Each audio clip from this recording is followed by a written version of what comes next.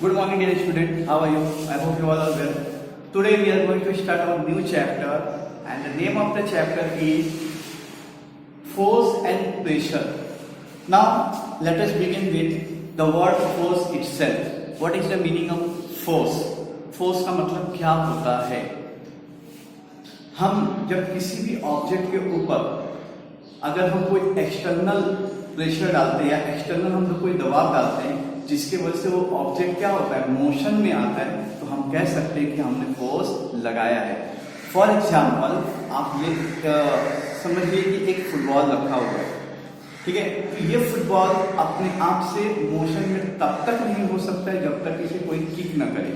ठीक है, आपने देखा होगा कहीं फुटबॉल अगर ग्राउंड में रखा हुआ है, अगर कोई फुटबॉलर है अगर उसको वो खींच के जोर से लास्ट से किक मारता है तो फुटबॉल क्या हो जाता है, एक पर्टिकुलर डायरेक्शन में मोशन में जाता है. ठीक है, तो हम कह सकते हैं कि मोशन मतलब में हुआ, इसका मतलब है कि हमने उसको कोई ना कोई एक्सटर्नल सराउंडिंग से फोर्स हमने डाला उसके ऊपर. ठीक है, तो फोर्स का हम पहली बात तो हम मतलब समझ लेते हैं. A force is the change of state of an object due to the external surroundings. मतलब फोर्स का मतलब क्या होता है कि कोई भी ऑब्जेक्ट जो है उस ऑब्जेक्ट के स्टेट में चेंज आना. स्टेट में चेंज आना मतलब उसके डायरेक्शन में और उसके स्पीड में चेंज आने को ही हम क्या कहते हैं, हमने फोर्स लगाया हम कह सकते हैं. लेकिन कैसे? Due to the external surrounding. External surrounding मतलब वो नेचुरल तरीके से भी हो सकता है, नेचुरल फोर्स, मस्कुलर फोर्स भी हो सकता है. नेचुरल फोर्स नहीं बोल सकते हो आप, मस्कुलर फोर्स बोलो, ग्रेविटेशनल फोर्स बोलो आप. ठीक है, ऐसे बहुत सारे तरह के फोर्स हैं जिसके वजह से क्या हो सकता है कि कोई ऑब्जेक्ट मोशन में हो सकता है. ठीक है, due two forces an object will either be in the state of motion और विल बी द रेस्टिंग. अब फोर्स लगाने से दो चीजें हो सकती है, यहाँ पर पॉसिबिलिटी है. फर्स्ट पॉसिबिलिटी ये है कि वो ऑब्जेक्ट क्या हो सकता है, मोशन में आ जाएगा. फॉर एग्जाम्पल अगर आप क्रिकेट के बॉल को आप जानते हैं, अगर उसे आप जोर से फेंकता है अगर बॉलर, तो वो बॉल क्या होता है, मोशन में होता है. ठीक है, फिर अगर बैट्समैन उसको जोर से हिट करता है वो भी एक मोशन में हो जाता है, बॉल एक पर्टिकुलर डायरेक्शन में जाता है. लेकिन जो कोई दूसरा फील्डर उसको अपने हाथ में कैच कर लेता है तो जो चीज मोशन में था वो क्या हो जाता है, वहां पे स्टिल हो जाता है, रुक जाता है. मतलब फोर्स दोनों चीज के लिए जरूरी है, किसी चीज को मोशन में करने के लिए या कोई चीज अगर मोशन में है तो उसको स्टिल करने के लिए यानी कि रोकने के लिए भी. For both force is required, दोनों के लिए फोर्स की ही जरूरत पड़ती है. ओके, तो हम यहाँ पे ये बात समझ सकते हैं कि a stationary object on which no force is acting remain stationary. Means अगर कोई प्रोडक्ट या कोई ऑब्जेक्ट है किसी पर्टिकुलर प्लेस पे रखा है तो जब तक उस पर कोई एक्सटर्नल फोर्स नहीं लगाएंगे तब तक वो वैसे ही वहां पे स्टेशनरी अवस्था में पड़ा रहेगा, उसमें कोई बदलाव नहीं आएगा. लेकिन जो हमने उस पर फोर्स लगाया उसकी डायरेक्शन और उसके मोशन दोनों में क्या आएगा, चेंजेस आएगा. An object in the motion continue to be moved with the same speed and direction when the no force is acting on the object. मतलब कोई भी चीज तब तक मोशन में रहेगी जब तक उसके ऊपर कोई दूसरा मतलब ना फोर्स उसे स्टॉप ना करे. एग्जाम्पल के तौर पे आप देख सकते हो, अगर हमने यहाँ से बॉल को फेंक दिया तो बॉल कुछ समय के लिए वो जाएगा, लेकिन थोड़े समय तक लुढ़कने के बाद वो क्या हो जाएगा, एक पर्टिकुलर प्लेस पे और एक पर्टिकुलर समय के बाद वो जाके स्टॉप हो जाएगा. ठीक है, क्योंकि हमारा लगाया हुआ फोर्स क्या हुआ, उस पर खत्म हो गया. ठीक है, और दूसरे फोर्स के कारण उसमें जमीन के अंदर, जमीन के ऊपर क्या होता है, फ्रिक्शन फोर्स होता है. ठीक है, वो दो उसके वजह से वो क्या होगा, वो बॉल स्टॉप हो जाएगा. ये न्यूटन का पहला लॉ है. न्यूटन आप जानते रहोगे, सर इसाक न्यूटन. ठीक है, और इन्होंने न्यूटन के तीन लॉ उन्होंने बनाया जिसमें हम फर्स्ट लॉ पढ़ने जा रहे हैं. ये है जो फर्स्ट लॉ जो दिया गया है. बाकी के जो दो लॉ हैं मैं यहाँ पे डिस्कस नहीं कर रहा हूँ, आगे की कक्षाओं में जैसे आप 9th में अगर आप जाओगे या 9th में जाओगे तो आप डिटेल में पढ़ोगे.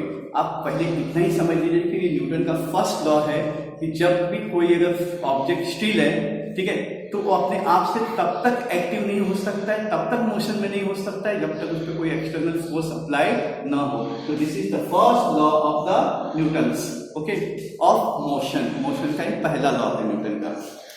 Now coming to our next topic, types of forces. Now how many types of forces are there, force के कितने टाइप्स है?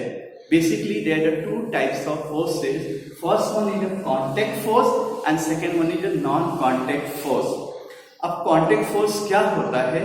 जो हम एक बॉडी से दूसरे बॉडी, मतलब या आप ऐसे भी कह सकते हो कि जब दो जो ऑब्जेक्ट है एक दूसरे के कांटेक्ट में आते हैं, ठीक है, तो हम कह सकते हैं कांटेक्ट फोर्स है। फॉर एग्जांपल आपने देखा होगा, आपके टेक्स्ट बुक में आप देख सकते हो कि चार्ट में दिखाया गया है, ठीक है, एक लड़का है वो गाड़ी को धक्का मार रहा है, ठीक है, एक जो कुत्ता है वो यहाँ वहाँ भाग रहा है, तो जो उसका मालिक है उसके पट्टे को पकड़ के खींच रहा है, ठीक है।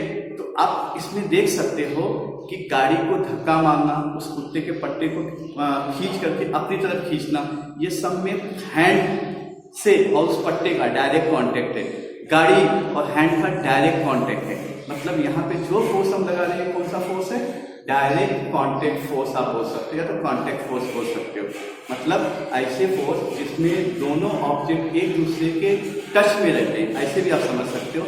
ऐसे फोर्स को हम कांटेक्ट फोर्स कहते हैं, ठीक है। तो देखिए मैंने यही यहाँ पे लिख करके दिया है, फोर्सेस या force that arises with the contact of two और मोर ऑब्जेक्ट इन्वॉल्व। मतलब ऐसा फोर्स जिसमें दो या दो से ज्यादा ऑब्जेक्ट एक साथ इन्वॉल्व होते हैं। जैसे मैंने बताया, कार एक ऑब्जेक्ट हो गया और हाथ दूसरा ऑब्जेक्ट हो, दोनों एक दूसरे के साथ इन्वॉल्व है, ठीक है। तो that is why they are called contact force.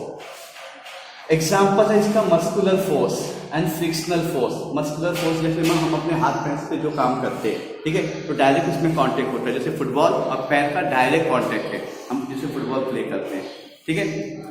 उसी प्रकार से अगर आप गाड़ी पे ब्रेक अप्लाई करते हो तो गाड़ी के जो पहिए वो रुक जाते हैं।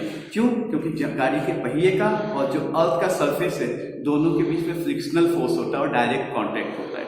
ओके, देखो, a muscular force is the types of force wherein we use our physical strength to change the state of motion of an object। मतलब मस्कुलर फोर्स वो फोर्स है जिसमें हम डायरेक्ट अपना क्या करते हैं, जहाँ पे हम डायरेक्ट अपना फोर्स अप्लाई करते हैं, फिजिकल स्ट्रेंथ अप्लाई करते हैं किसी भी चीज को मोशन में करने के लिए या उस काम को अंजाम देने के लिए, ठीक है। तो वहां पे डायरेक्ट कांटेक्ट होना जरूरी है।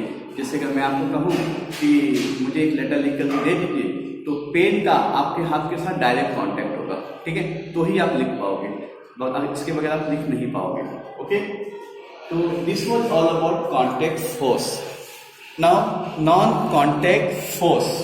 नॉन कांटेक्ट फोर्स क्या होता है? देखो, कभी कभी ऐसा भी होता है कि दोनों ऑब्जेक्ट एक दूसरे से जुड़े नहीं होते, लेकिन फिर भी उनके अंदर फोर्स अप्लाई होता है। आपने साइंस में पहले भी पढ़ा है सोलर सिस्टम।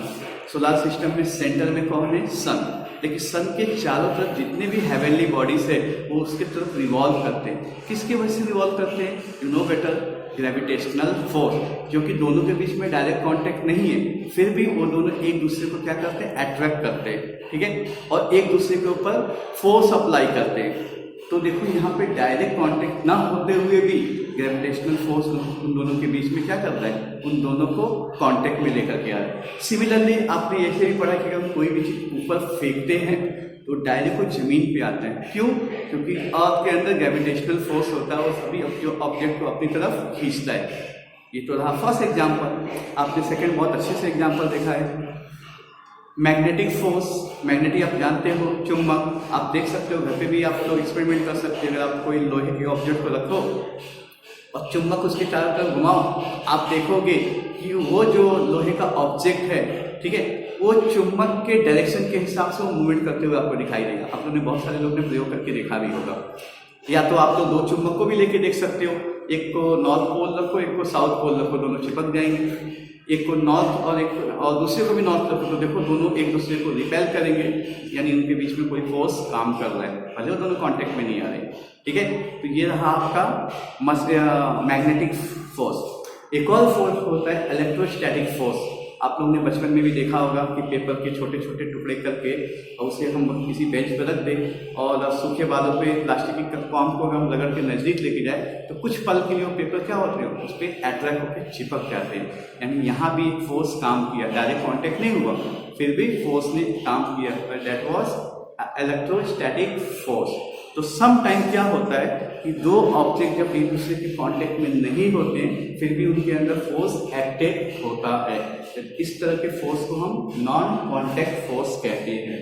देखो, अ non contact force is a force which acts on an object without coming physically in the contact। यहाँ पे दोनों का फिजिकली कांटेक्ट तो नहीं है, फिर भी दोनों एक दूसरे के फोर्स में आते हैं विथ अदर ऑब्जेक्ट। जैसे मैंने अभी अभी आपको एग्जांपल बताया, magnetic forces, electrostatic force, gravitational force. ठीक है, तो आई होप कि आपको समझ में आया होगा कि कांटेक्ट फोर्स क्या होता है और नॉन कांटेक्ट फोर्स क्या होता है। ठीक है, आप चाहिए तो अपने टेक्स्ट बुक में जो दिया गया उस पूरे मैटर को आप एक बार लाइन टू लाइन पढ़िए। अगर आपको कोई डाउट रहेगा आप मुझसे पूछ सकते हो। ठीक है, क्योंकि मैंने जितने टेक्स्ट बुक के थे उसको की पॉइंट में यहाँ पर लिख करके आपको पूरी तरह से समझाने का प्रयास किया है।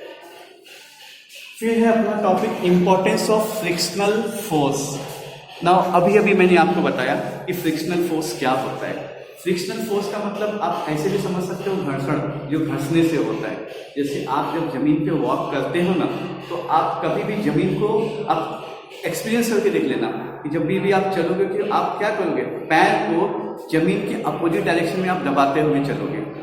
अगर इमेजिन करो कि अगर वही वहाँ पे अगर जमीन एक बराबर नहीं है, या तो जमीन में आप समझ लीजिए कि कोई टाइल्स है, ठीक है, अगर उस पर आप सरफ गिरा दो, पानी गिरा दो, तो उसके वजह से उसकी फ्रिक्शनल जो फोर्स होती है वो कम हो जाएगी।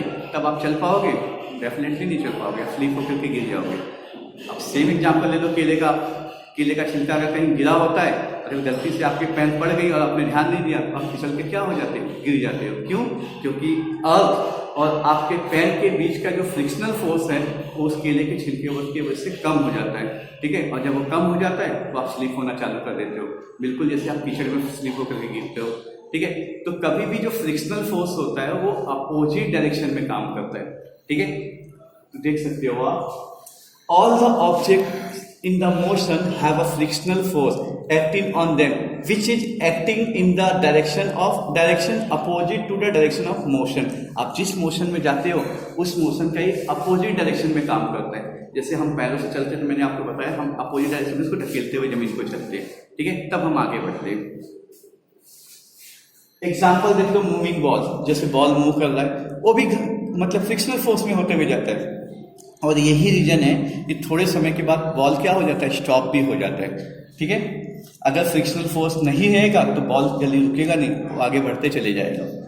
स्टॉपिंग द रनिंग कार, ठीक है, stopping running car is the stop after some distance. जैसे कि मान लो कि जो बॉल मूव हो रहा है, जो गाड़ी चला रहे हैं हम लोग, अचानक उसके ऊपर ब्रेक लगाए, ठीक है, तो ये ब्रेक लगाने के बाद तुरंत नहीं ऑन द स्पॉट स्टॉप हो जाता है। एक दो मतलब थोड़ा सा आगे डिस्टेंस जाने के बाद ही गाड़ी क्या होती है, स्टॉप होती है, क्योंकि वो पहिए पे ब्रेक लगने से उस पर फ्रिक्शनल फोर्स अप्लाई होता है, जिसकी वजह से पहिए का जो चक्का जो होता है पहिए वाली, उस पर जब फ्रिक्शनल फोर्स अप्लाई होता है तो घर्षण होती है ब्रेक के कारण, और जिसके कारण क्या होता है, पहिया रुक जाता है। आप लोग साइकिल पे भी अप्लाई करके देख सकते हो। ठीक है, this is the because of frictional forces. और ये सब किसके वजह से होता है, फ्रिक्शनल फोर्स के वजह से होता है। तो mind my dear student, what we today learn, we learn about force, what is force, मतलब and what are the types of forces, forces के टाइप्स क्या है। और इसके अलावा हमने ये भी देखा कि इंपॉर्टेंस क्या है फ्रिक्शनल फोर्स का। अगर इंपॉर्टेंस अगर फ्रिक्शनल फोर्स का नहीं होता तो आप इमेजिन करो कि चप्पल जो होता है, चप्पल जो हम पहनते हैं स्लीपर, उसके नीचे डिजाइन बनाए होते हैं। क्यों बनाए होते हैं, फ्रिक्शनल फोर्स को बढ़ाने के लिए। अगर आप इमेजिन करो कि एकदम प्लेन रहे, ठीक है, तो आप चल पाओगे, आप कभी नहीं चल पाओगे। ठीक है, तो इसी कॉन्सेप्ट को अप्लाई करके फ्रिक्शनल फोर्स का हमारे डे टू डे लाइफ में बहुत सारी चीजें जो होती है इसके ऊपर मतलब बनाई जाती है, जिसके लिए फ्रिक्शनल फोर्स का हेल्प लिया जाता है। ओके, बहुत सारी मशीनरियाँ भी है जो फ्रिक्शनल फोर्स के कॉन्सेप्ट पे वर्क करती है। ठीक है, तो आई होप कि आपको ये सारी चीजें समझ में आया होगा कि कॉन्टैक्ट फोर्स क्या है, नॉन कॉन्टैक्ट फोर्स क्या है, फ्रिक्शनल फोर्स का इंपॉर्टेंस क्या है। तो आज के वीडियो में इतना ही, हम इसके आगे आने वाले अपने नेक्स्ट वीडियो में पढ़ेंगे। तब तक के लिए thank you very much, bye.